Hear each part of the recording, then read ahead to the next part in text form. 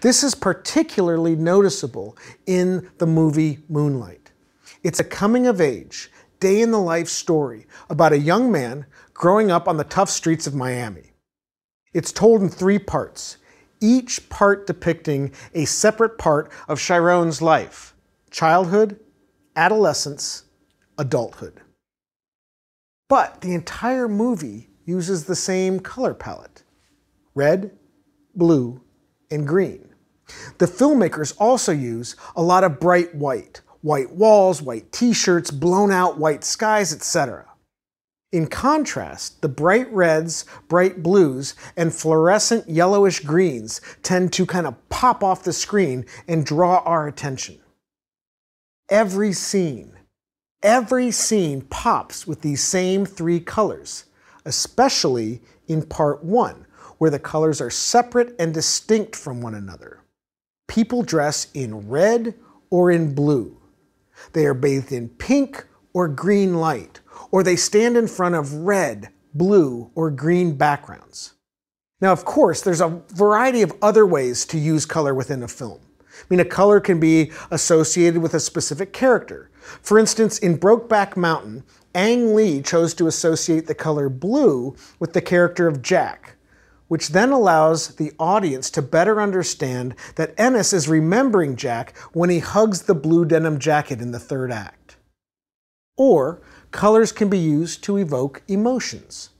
On a basic level, the color of red can represent violence, as it does in The Shining, or passion, or lack thereof, as mentioned in American Beauty. Or, colors can indicate character traits, especially in westerns, where the good guys typically wear white hats and the bad guys typically wear black hats. Or, colors can act in combination with each other to signify important information to the audience. In The Matrix, all of the scenes inside the Matrix have this green tint, while all of the scenes outside of the Matrix have a blue tint. So, these are the standard ways that filmmakers manipulate color to convey meaning. But I like to think that director Barry Jenkins and cinematographer James Lexton used color differently in Moonlight, and they use it in a very smart and interesting way.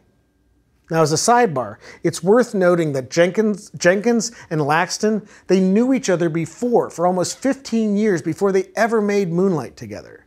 They actually went to film school at Florida State University together in Tallahassee. They were roommates in film school, and they worked on a wide variety of films together. Laxton was also the DP, the director of photography, on one of Jenkins's earlier films.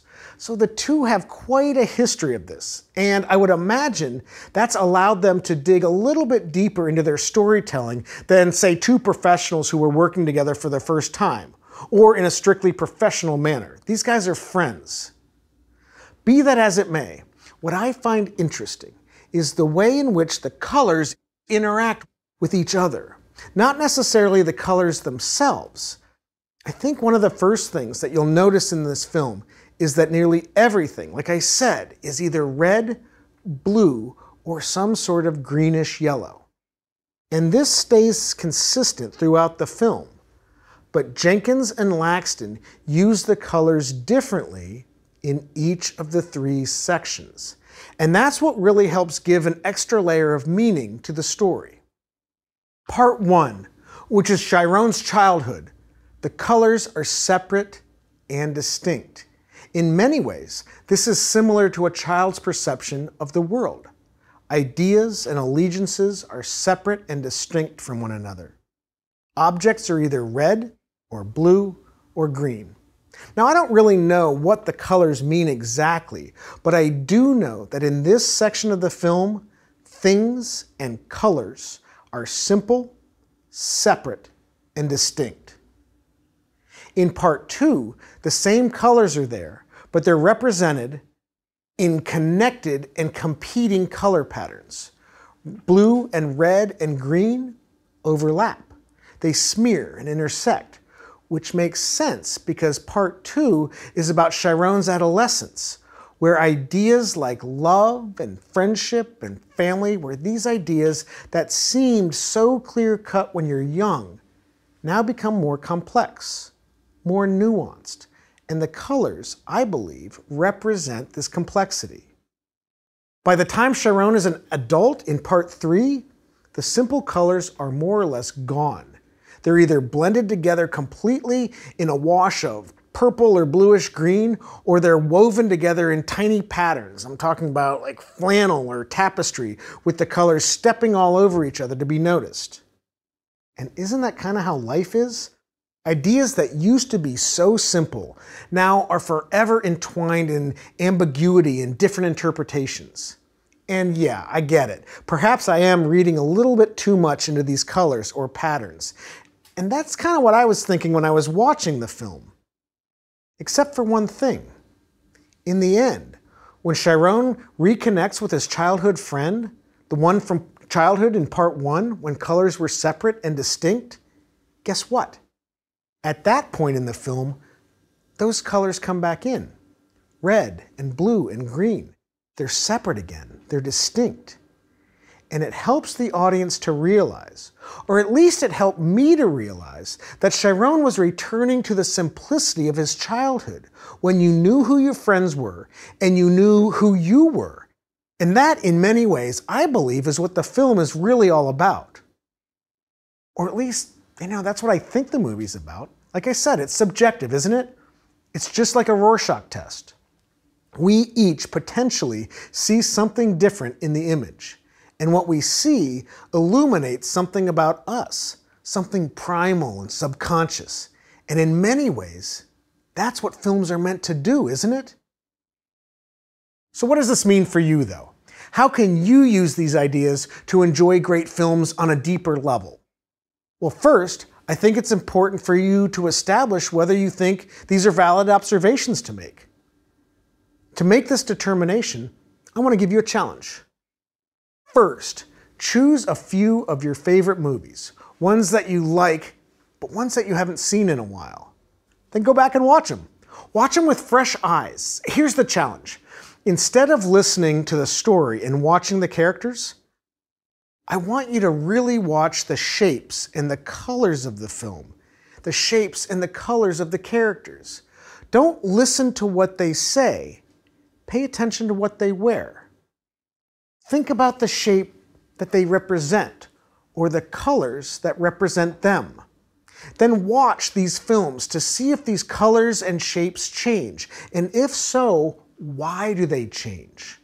Compare and contrast these elements with other characters, with their environments.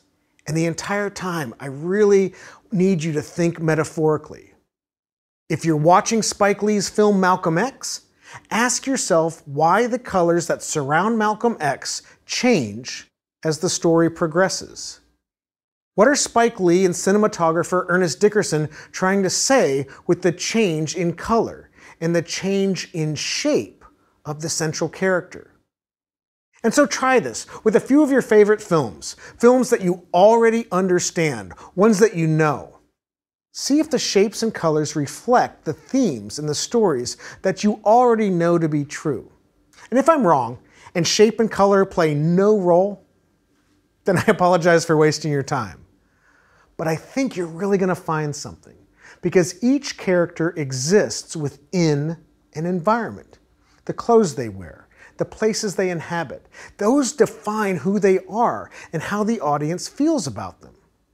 Characters, locations, and story segments can each have a color palette, one that shifts, one that evolves, just like the story that surrounds them. And I hope the more that you look, the more you're going to find. And you'll start uncovering layer after layer. I mean, it's almost like seeing an entirely new movie hidden inside the movie that you already thought you knew. Then, go and apply it to a new movie. See if you can pick up the nuances the very first time you see a film. It's difficult at first. It's as if you're watching a film on two very different layers simultaneously. It's kind of like being a coach and trying to watch a football game for enjoyment. You can either enjoy the game or you can analyze the strategy. But with practice, with the practice of a seasoned coach, I think you can do both. you can enjoy the story just as well as you enjoy the storytelling. And in closing, I'd like to quote the late, great Roger Ebert. He said, "Every great film should seem new every time you see it." And so I wish you many happy hours watching your old favorites with new eyes.